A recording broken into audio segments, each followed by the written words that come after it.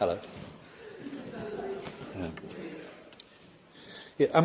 Hello and welcome to Winterwords. As Paddy said, I'm not on. Hello. I'll do without.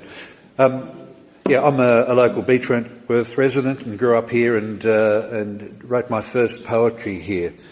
And today I fortuitously happen to have a new book that's gone live online in the last 24 hours called Sheep on the Somme.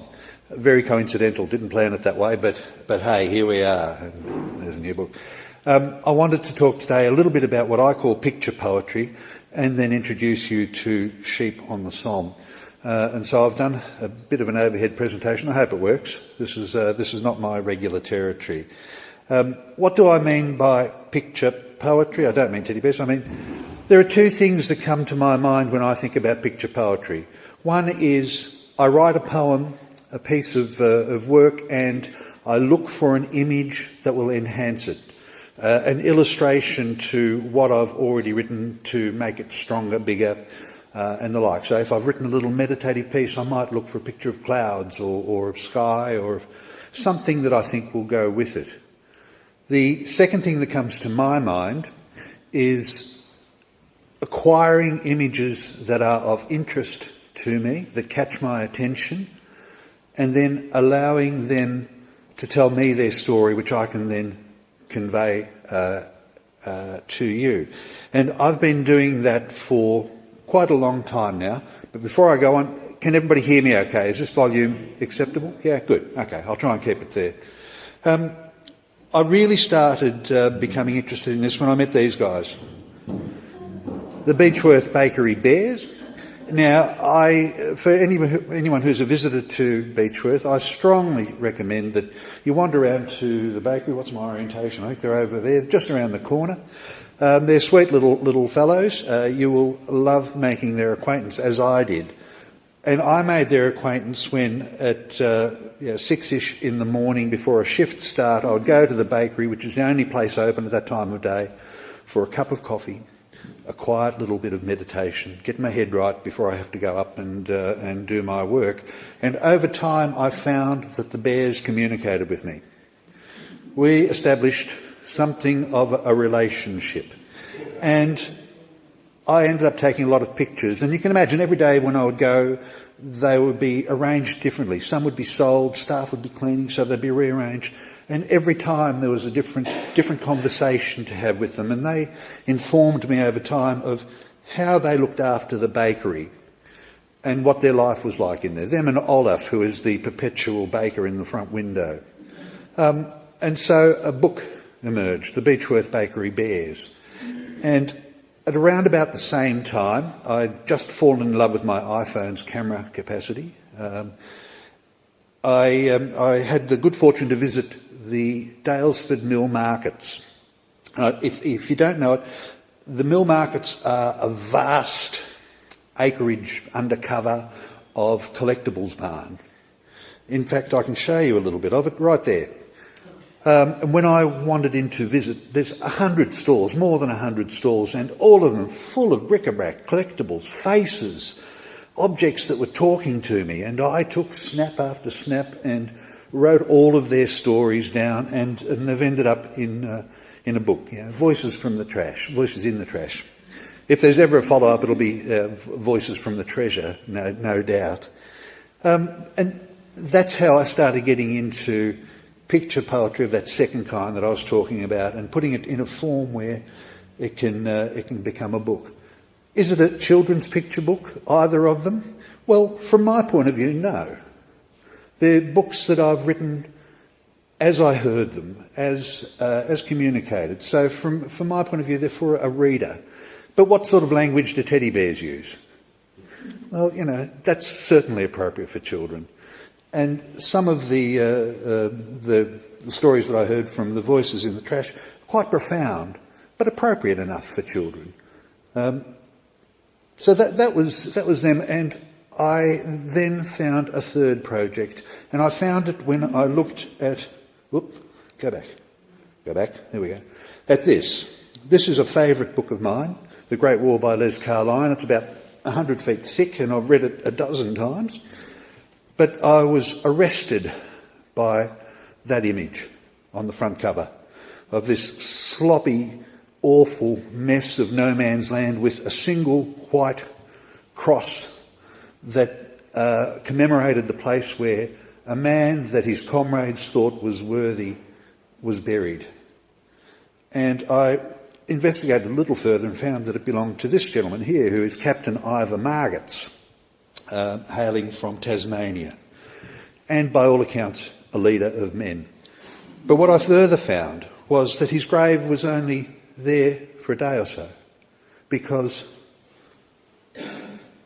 no man's land was shelled and shelled and shelled.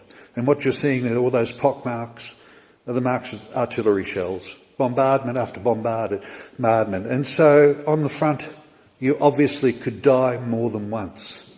Once was not enough. And you could die alive. You could be buried, you could be shell-shocked, or you could be dead, buried alive, I mean, or you could be dead and then killed again. Very profound, and I pursued these images until I had a few, something like 180 images that spoke to me, and they've ended up in this new book, The Sheep on the Somme. Why Sheep on the Somme? Well, those four characters that are imposed there on the front are all wearing sheepskins. 1916, I believe it was apparently the coldest winter in living memory at the time, and some of the pictures are quite shocking. That was a studio photo of those four gentlemen. They're all wearing sheepskins, and I thought that was quite ironic to go all the way from Australia to there. So what I'm going to do is I'm going to pop up the picture, give you a little moment just to take it in, and then I'll read the poem. Malcolm, my boy, so well you look, in your great coat, in your slouch hat and khaki puggree, the rising sun gleaming at the side. Proud of you I am, so proud that, I could almost burst.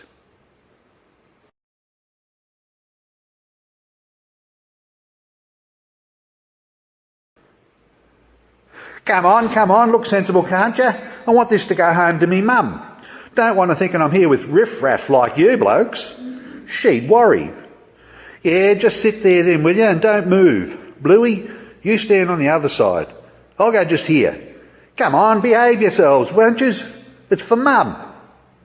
All right then, here we go. Straight ahead and serious. All right, let's go and have some fun.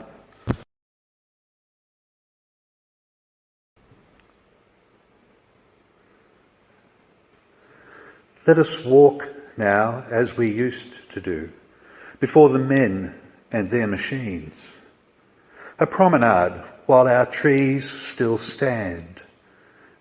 A gentle walk like women do. A stroll to maintain who we are. For we are not the battle raged beside us. We are not the bombs that fall behind. We are the mothers, the wives, the girls, the daughters. We are strolling, not denying, being what we will need to be should we somehow survive.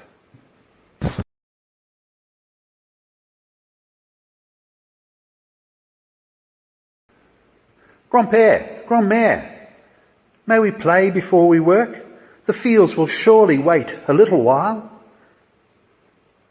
Grand-mère, will we plant today? Did we plough enough yesterday to take the seed from us, to grow?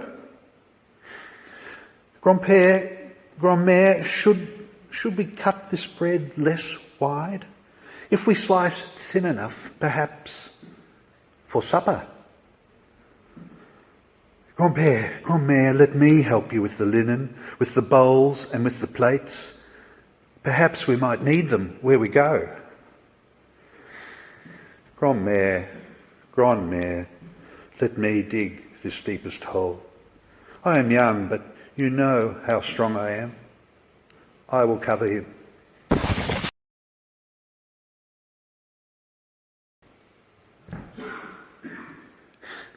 I signed up because my mates and me had never seen rain out on the Diamantina. All we'd ever done was push cattle from the back of a horse. And back in Mother England, they were asking for help. So, a little bit of sailing the ocean wasn't bad, and a bit of fighting Johnny Turkey on Gallipoli wasn't bad. But I've ended up here in a stinking slop with just one eye. And my mates are all dead, shot to hell in pieces. So I promenade the mud fields like a sentry on perimeter patrol. The one I've got left is enough to see that we were foolish. And now I wish that I was on the back of my horse. In front of me, the cattle would be slowly moving. And I wish with all my heart to see again the dry of the Diamantina.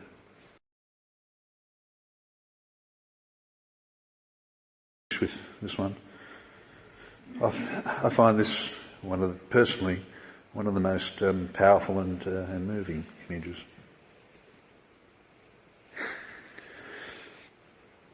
I live in a hole in the ground. I share it with a rat and some lice that think they own me. We have reached an agreement, a compromise about the food. I eat from soggy ration packs, the lice eat from me. The rat will not discuss his cuisine or culinary treasures, but I talk to him so sleek. I tell him not to eat too much of my ex-comrades. Better to go find the enemy, though I think he finds it hard to choose between the who and the who. Water in the trenches. I lost a toe last winter. Cold and hot and ice and water. Thank God the rains let up. Thank God they still send us cigarettes from time to time. Sometimes I feel I can hide myself inside a twirling column of the grey that flows when I light up. I could just disappear. I don't really live in this hole in the ground where you found me. I'm only temporary, passing through, resident for just a short while. My home is somewhere further, a small way off in the trenches, among the crater holes of mud and blood left behind by falling shells. One day they will bury my lice and me, whether I'm dead or not. Did I happen to mention my rat? He will remain when I must leave. Good luck to him, and may he die a glutton. Certainly, I hope he dies a glutton. Thank you.